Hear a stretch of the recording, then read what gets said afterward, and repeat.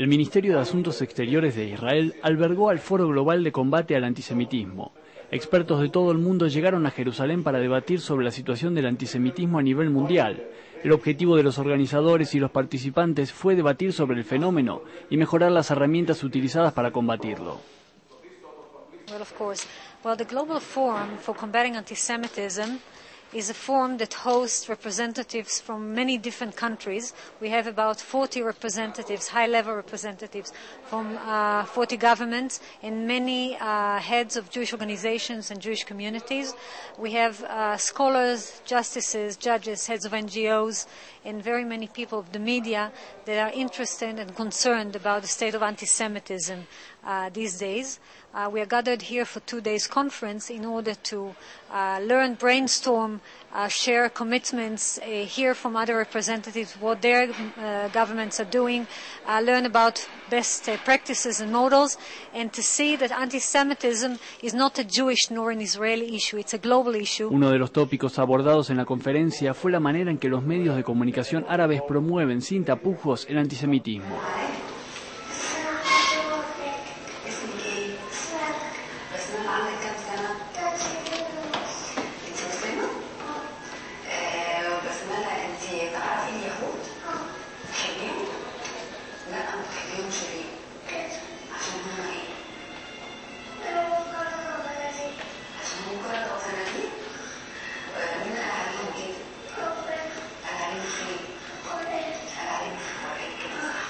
It's a large world, many countries, 300 million people, and when we are speaking about not about everybody in the Arab world, not about every government. We are speaking about those who publish anti-Semitism.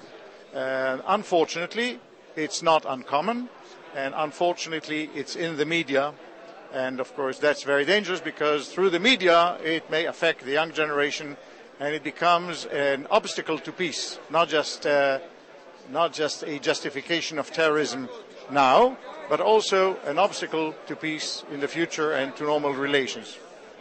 I think what I said, it is definitely ignorance. We need to educate those people. So there is a definitely need for all of us to work together to raise the awareness about the Jewish communities as equal partner with the rest of the humanity. And also, I would very strongly say that the denial of the facts, denial of the existence of the fellow Jews is not Islamic. Okay, the last question. Do you think that there is the increase of anti-Semitism fact or incidents in Europe has any connection with the demographic, with the presence of Islamists or Arabs in Europe?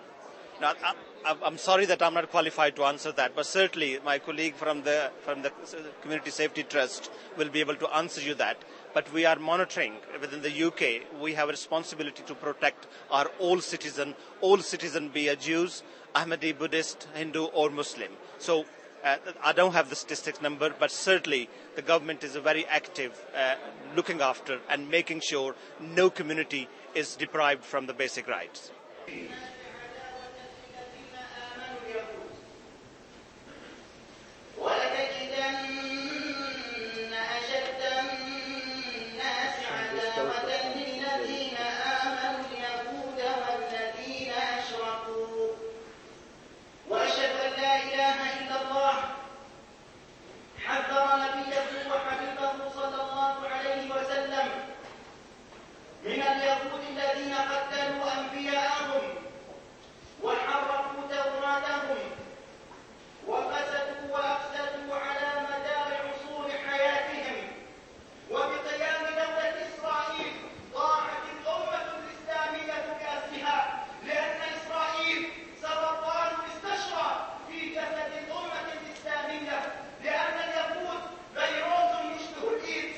What can we do, or which tools do we have in order to combat anti-Semitism?